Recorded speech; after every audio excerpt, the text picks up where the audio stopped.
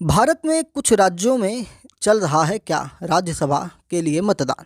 और इसी मतदान को लेकर कई जगहों पर विवाद हुए हैं, कई राज्यों में विवाद हुए हैं और कई जगहों पर तो लगता है हिमाचल प्रदेश से खबर निकल के आ रही है कि क्या वहाँ की सरकार ही गिर जाएगी। इस प्रकार की बातें निकल के आ रही हैं क्योंकि क्रॉस वोटिंग का मामला हर जगह से निकल के आ रहा है।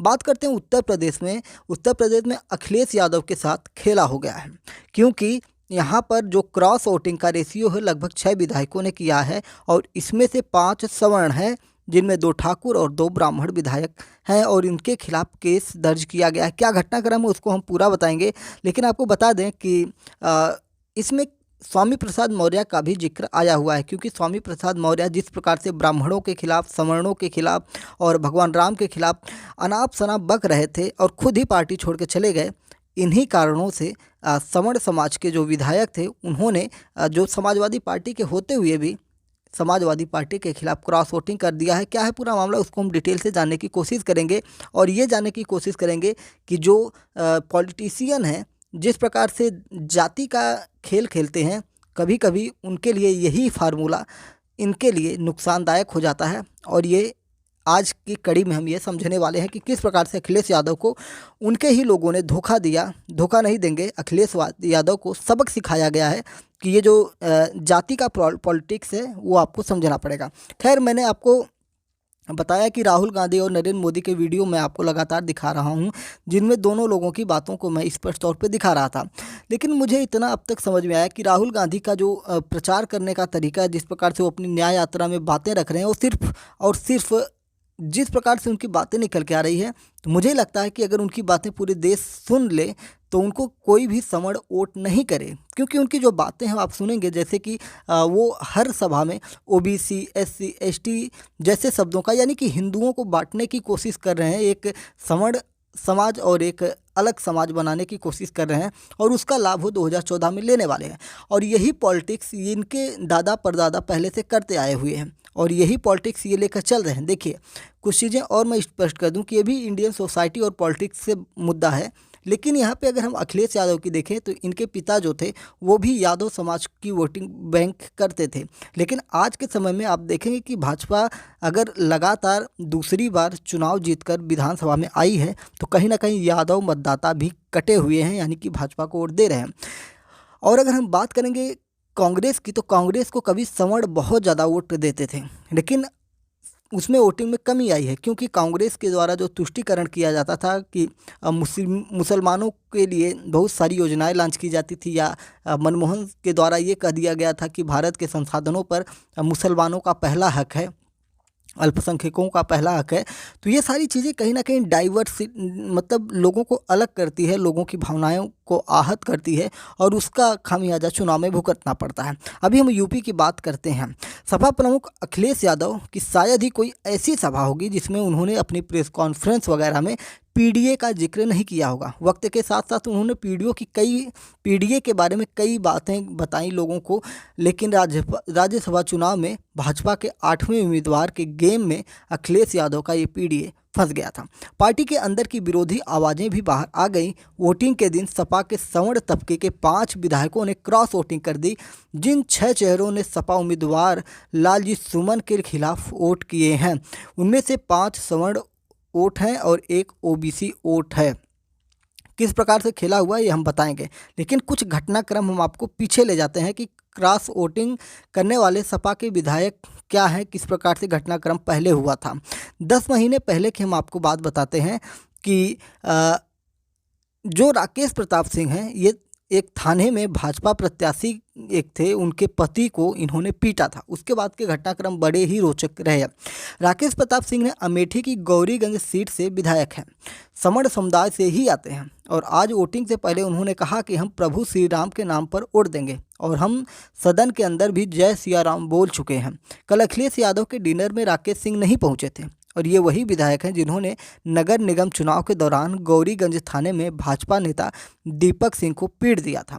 दीपक सिंह भाजपा नगर पालिका प्रत्याशी रश्मि सिंह के पति हैं।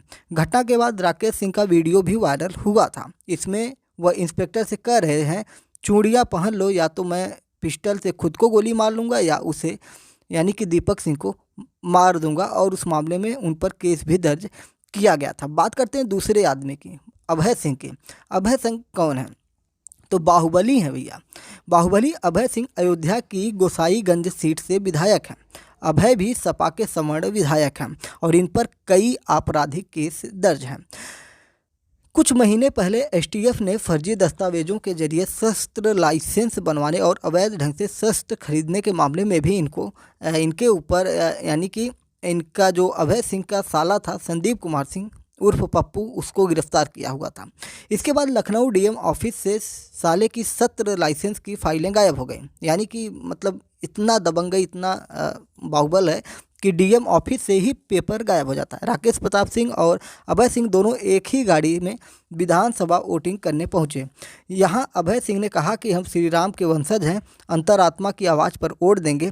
इससे पहले उन्होंने भगवान राम की फोटो पोस्ट की थी। अखिलेश के डिनर में कल अभय सिंह भी नहीं पहुंचे थे। बात करते हैं मनोज पांडे की। तो मनोज पांडे जो हैं स्वामी प्रसाद मौर्य से बहुत ज़्यादा नाखुश थे और इन्होंने दयाशंकर से भी बात की थी। दयाशंकर कौन है? दयाशंकर उत्तर प्रदेश सरकार में इस समय मंत्री हैं। और दयाशंकर को आप नहीं जानते हैं तो बता दें कि वही मायावती को जिन्होंने कुछ अपशब्द बोला था, जिसके बाद भाजपा ने इन्हें पार्टी से बाहर कर दिया था। फिर इनकी पत्नी जो थी वो नेता बनी थी, चुनाव जीती थी और उसके बाद वो क्या बोलते हैं मंत्री भी बनी थी। लेकिन इस बार पति पत्नी के विवाद में पति को टिकट दिया गया था और वो एक तरह से कहा जाए कि उत्तर प्रदेश सरकार में मंत्री बन चुके हैं। सपा को सबसे बड़ा झटका मनोज पांडे के ही रूप में लगा है। ने मुख्य सचेतक के पद से इस्तीफा दे दिया।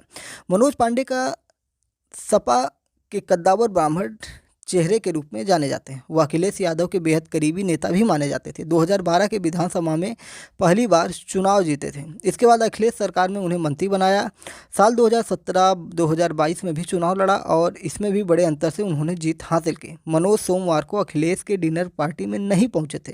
इससे पहले उन्होंने स्वामी प्रसाद मौर्य का सपा में रहते हुए कई बार विरोध भी किया था। मनोज के इस्तीफे के बाद परिवहन मंत्री दयाशंकर सिंह ने कहा कि जिस तरीके से सपा के विधायक राम मंदिर को लेकर बयान दे रहे थे और दर्शन करने नहीं गए, इससे आहत होकर मनोज पांडे समेत कई विधायक भाजपा के साथ आ रहे हैं। माना जा रहा है कि मनोज पांडे ने भी क्रॉस वोटिंग की होगी। उन्होंने मुख्यमंत्री योगी आदित्यनाथ से मुलाकात की थी। भाजपा उन्हें रायबरेली से लोकसभा चुनाव का टिकट दे सकती है, ऐसी संभावनाएं जताई जाती हैं। राकेश पांडे कौन है? तो राकेश पांडे अंबेडकर नगर से सपा विधायक हैं। इनके बेटे सांसद रितेश पांडे ने अभी 2 दिन पहले भाजपा ज्वाइन कर ली थी। रितेश अंबेडकर नगर से बसपा सांसद थे। उनके भाजपा में जाने के बाद से ही यह कयास लगाए जा रहे थे कि राकेश पांडे क्रॉस वोटिंग कर सकते हैं। राकेश पांडे सोमवार को अखिलेश की डिनर पार्टी में भी नहीं पहुंचे थे। यानी कि अभी तक जितने 4 लोगों के बारे में हमने बात की, इनमें से कोई डिनर पार्टी में नहीं पहुंचा था। आज वह अभय सिंह की गाड़ी में विधानसभा पहुंचे। राकेश पांडे के चुनावी हलफनामे के मुताबिक लखनऊ के हजरतगंज में उन पर एक केस दर्ज किया गया है। बात करते हैं पूजा पाल की। इन्होंने कहा कि मैं अपनी सिक्योरिटी को लेकर कई बार सीएम से मिली और मनोज साथ ले आए। किस प्रकार से मनोज इनको साथ ले आए वो हम आपको बताते हैं। पूजा पाल प्रयागराज की शहर पश्चिमी सीट से सपा के विधायक हैं। अतीक अहमद और अशरफ की हत्या के बाद उनके भाजपा में के करीब आने की चर्चा काफ़ी दिनों से थी। पूजा कल अखिलेश की डिनर में भी नहीं पहुंची थी। आज उन्होंने क्रॉस वोटिंग के पहले मुख्यमंत्री योगी आदित्यनाथ से मुलाकात कर ली थी। पूजा पाल मनोज पांडे की करीबी मानी जाती हैं। मनोज पांडे के साथ ही उन्होंने मुख्यमंत्री से मुलाकात की। पूजा इससे पहले भी कई बार अपनी सिक्योरिटी बढ़ाने को लेकर सीएम से मिल चुकी थी। बात करते हैं छठे व्यक्ति की, जिनका नाम है विनोद चतुर्वेदी। विनोद चतुर्वेदी जालौन की कालपी सीट से विधायक हैं। पिछले साल दिसंबर में जालौन में करोड़ों की जमीन हड़पने के मामले में उनके बेटे पर बड़ी कार्रवाई हुई थी। कोर्ट के आदेश पर कालपी सीट से सपा विधायक विनोद चतुर्वेदी के बेटे और उरई नगर पालिका अध्यक्ष के नाती समेत 13 लोगों के खिलाफ केस दर्ज हुआ था। इन पर आरोप था कि वसीयत के कागजातों में जालसाज कर संपत्ति हथियाने की कोशिश की गई। जालौन कोर्ट के आदेश के बाद मुकदमा दर्ज किया जा रहा है। माना जा रहा है कि कार्रवाई के दबाव में उन्होंने भाजपा के खेमे में जाने का फैसला किया है। विनोद अखिलेश के डिनर पार्टी में भी नहीं गए थे। इस प्रकार से ये 6 जो नेता हैं सपा के, ये क्रॉस वोटिंग कर चुके हैं, ऐसा मामला निकल के आ रहा है। और ये डिनर पार्टी में नहीं गए थे और पार्टी में नहीं जाने का मतलब है कि मामला गंभीर था। सपा ने विधायकों की क्रॉस वोटिंग रोकने की जिम्मेदारी सबसे सीनियर नेता शिवपाल यादव को दी थी, इसलिए उन्होंने पोलिंग एजेंट भी बनाया था। इसके बावजूद वह क्रॉस वोटिंग को रोक नहीं सके। राज्यसभा चुनाव के क्रॉस वोटिंग से भाजपा को मनोवैज्ञानिक बढ़त मिली है। राष्ट्रीय लोकदल के सभी 9 विधायकों ने एनडीए प्रत्याशी के समर्थन में वोट दे दिया है। राष्ट्रीय लोकदल किसका है? तो राष्ट्रीय लोकदल जो है, मुझे जहाँ तक की जानकारी है, राजा भैया की ये पार्टी है, ठीक है, रघुराज प्रताप सिंह की पार्टी है। यह भी बात आई है कि पल्लवी पटेल से अखिलेश की हॉट टॉक हुई। बाद में पल्लवी पटेल ने कहा, मेरे वजूद में धोखा नहीं है, मैं धोखा और गद्दारी नहीं कर सकती। मैंने पीडीए को वोट किया है, मैंने खुलकर और दिखाकर रामजी लाल सुमन को वोट किया है। पीडीए में थी, हूँ और भविष्य में भी रहूँगी। पीडीए मेरी आत्मा और जान है, इसकी लड़ाई लड़ती रहूंगी। अखिलेश से फ़ोन पर हॉट टॉक पर बोली कि मैं झगड़ कर ही हक लेती हूं, मेरा उन पर हक है, मैं उनसे झगड़ कर बात कर सकती हूं। तो इस प्रकार से पूरे उत्तर प्रदेश चुनाव के ये हालात थे जिसको हमने आपको बताया। यहीं पर अगर हम बात करें हिमाचल में सरकार गिरने का जो खतरा निकल के आ रहा है, तो इसमें 6 कांग्रेसी समेत 9 एमएलए हरियाणा पहुँच चुके हैं और इन पर क्रॉस वोटिंग का शक है और इस समय वहां की काउंटिंग रोकी गई थी। हिमाचल प्रदेश में राज्यसभा की एक सीट के लिए मंगलवार को वोटिंग हुई है। इसमें कांग्रेसी विधायकों ने जमकर क्रॉस वोटिंग करने की अटकलों के बाद सीएम सुखविंदर सिंह सुक्खू की अगुवाई वाली सरकार खतरे में आ गई है। हिमाचल में कांग्रेस के 6 और 3 निर्दलीय विधायकों के भाजपा के हक में क्रॉस वोटिंग करने की चर्चा निकली है। कांग्रेसी विधायकों में सुजानपुर के राजेंद्र राणा, धर्मशाला के सुधीर शर्मा, कुटलैहड़ के देवेंद्र भुट्टो, बड़सर के आईडी लखनपाल, लाहौल स्पीति के रवि ठाकुर और गगरेट के चैतन्य शर्मा का नाम आ रहा है। ये सभी वोटिंग से पहले सुबह ही एक गाड़ी में विधानसभा पहुंचे। विधानसभा के बाहर गाड़ी से उतरते ही भाजपा विधायक विक्रम ठाकुर और राकेश जम्वाल इनसे मिले थे। यहां वोटिंग के बाद ये शिमला से निकल गए और अब किसी के संपर्क में नहीं है और इसको लेकर कांग्रेस सरकार में हड़कंप मचा हुआ है। 3 निर्दलीय विधायकों में हमीरपुर के आशीष शर्मा, देहरा के होशियार सिंह और नालागढ़ के केएल ठाकुर के भी भाजपा कैंडिडेट हर्ष महाजन को वोट देने की बात कही जा रही है। वहीं इन सभी विधायकों को सीआरपीएफ की सिक्योरिटी दी जा रही है। इसके लिए सीआरपीएफ की 3 बसें शिमला पहुंची। ये सभी 9 एमएलए पंचकूला पहुंच गए हैं। राज्यसभा चुनाव में सभी 68 विधायकों ने वोट डाला है। काउंटिंग शुरू हुई तो भाजपा ने विरोध जताया, जिसके बाद फिलहाल काउंटिंग उस समय रोक दी गई थी। तो ये सारी अपडेट वहाँ का निकल कर आई। अब जो भी अपडेट होगी आप धीरे धीरे प्राप्त ही करते रहेंगे, लेकिन ये था आज का जो बड़ा मामला जिस पर हम निगाह बनाए हुए थे। उत्तर प्रदेश की हमने बृहद चर्चा की। इसमें अगर हम सभी विधायकों की क्रॉस वोटिंग की सभी विधायकों की बात करें वोटिंग की, तो लगभग 395 विधायकों ने वोटिंग की और फिर ये सारा मामला निकल के आया हुआ है।